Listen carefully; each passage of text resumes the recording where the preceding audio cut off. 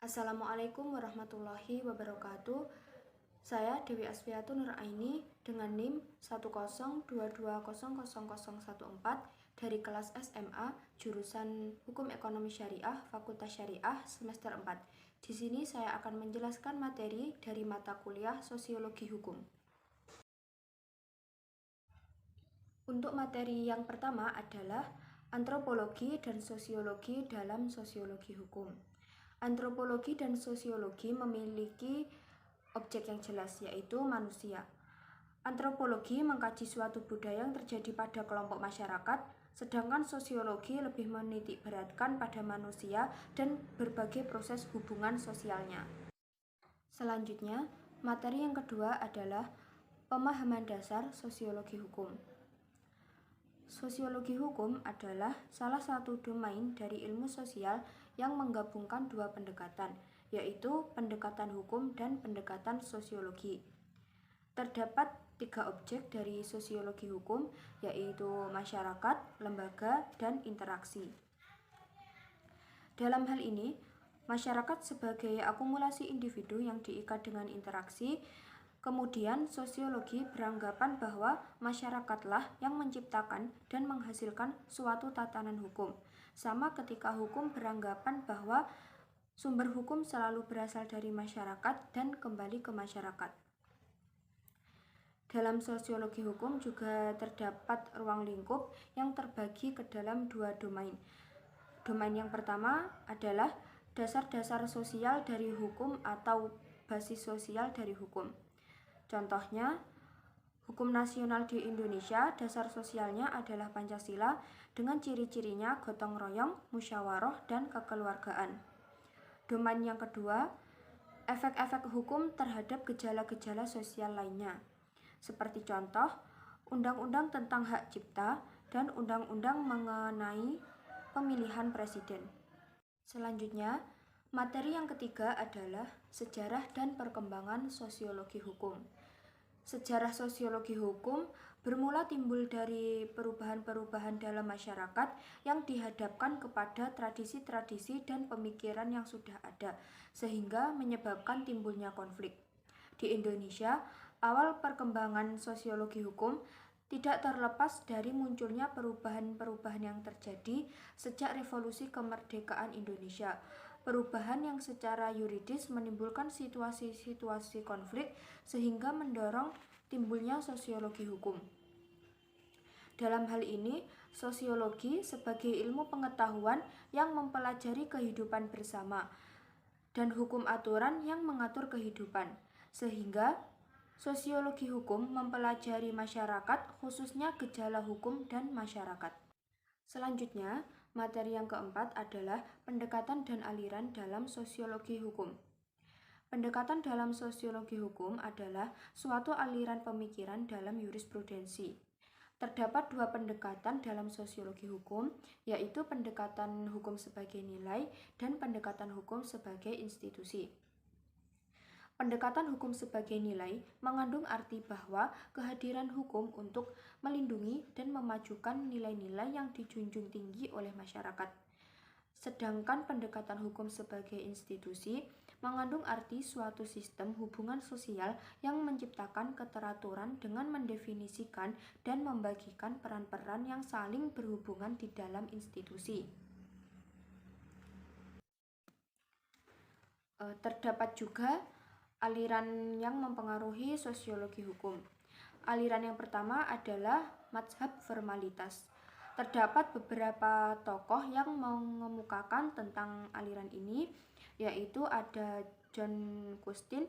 Beliau mengatakan bahwa hukum merupakan perintah dari mereka yang memegang kekuasaan tertinggi. Kemudian ada juga Hans Kelsen yang memandang hukum sebagai solen yuridis yang sama sekali terlepas dari dasein atau kenyataan sosial. Aliran yang kedua adalah mazhab sejarah dan kebudayaan. Aliran ini membangun kajian-kajian adaptif atas masyarakat yang relatif bersifat statis, homogen, dengan masyarakat yang kompleks atau modern, dinamis, dan relatif heterogen. Aliran yang ketiga adalah aliran utilitarianisme. Aliran ini berprinsip bahwa masyarakat bertindak untuk memperbanyak kebahagiaan dan mengurangi penderitaan. Aliran yang keempat adalah aliran sosiologikal jurisprudence. Aliran ini berpendapat bahwa hukum harus dilihat atau dipandang sebagai suatu lembaga kemasyarakatan yang berfungsi untuk memenuhi kebutuhan-kebutuhan sosial, dan tugas dari ilmu hukum untuk mengembangkan suatu kerangka yang mana kebutuhan-kebutuhan sosial dapat terpenuhi secara maksimal. Aliran yang terakhir adalah aliran realisme hukum. Aliran ini sangat memperhatikan tentang konsep keadilan. Namun, secara ilmiah, mereka menyadari bahwa keadilan atau hukum yang adil itu sendiri paling tidak sangat sulit ditentukan, kalau tidak dikatakan tidak bisa ditetapkan. Selanjutnya, materi yang kelima adalah paradigma dalam sosiologi hukum. Paradigma adalah suatu gambaran fundamental tentang subjek matter dalam suatu ilmu. Fungsi dari paradigma ini yaitu untuk merumuskan apa yang harus dikaji, pertanyaan-pertanyaan apa yang harus ditanyakan, dan aturan-aturan apa yang harus diikuti dalam mengartikan jawaban-jawaban yang diperoleh. Sepanjang perjalanan umat manusia untuk terus berpikir, maka terus terbuka banyak sekali kemungkinan untuk timbul paradigma-paradigma baru dengan setting sosial yang berbeda. Dalam sosiologi hukum terdapat dua paradigma, yaitu paradigma Aristotelian dan paradigma Galilean.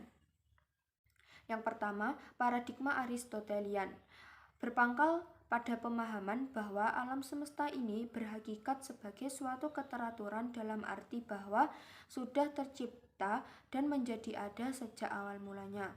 Yang kedua, paradigma Galilean mengetengahkan pemikiran bahwa seluruh tertib semesta ini sesungguhnya merupakan himpunan fragmen variabel dalam jumlah yang tidak terhingga, yang secara terus-menerus berhubungan secara interaktif dalam suatu proses kausalitas di ranah indrawi yang sekalipun tampak seperti suatu kekisruhan.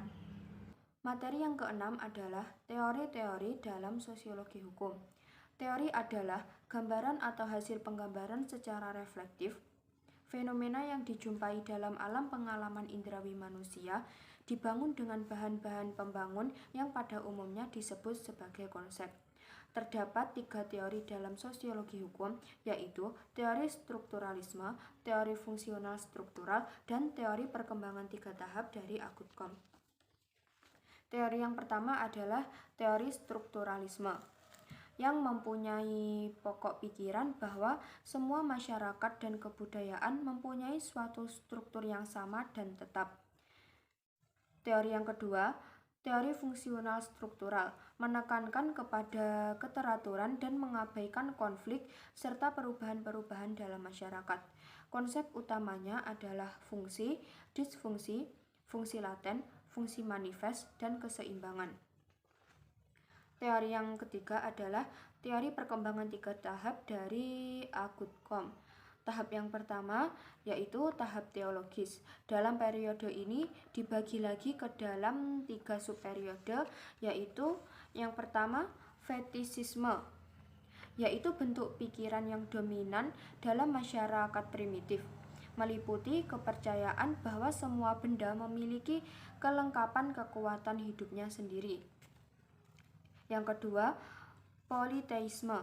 Muncul adanya anggapan bahwa ada kekuatan-kekuatan yang mengatur kehidupannya atau gejala alam. Yang ketiga adalah monoteisme, yaitu kepercayaan dewa mulai digantikan dengan yang tunggal dan puncaknya ditunjukkan adanya katolisme. Tahap yang kedua adalah tahap metafisik, merupakan tahap transisi antara tahap teologis ke tahap positif. Tahap ini ditandai oleh satu kepercayaan akan hukum-hukum alam yang asasi yang dapat ditemukan dalam akal budi.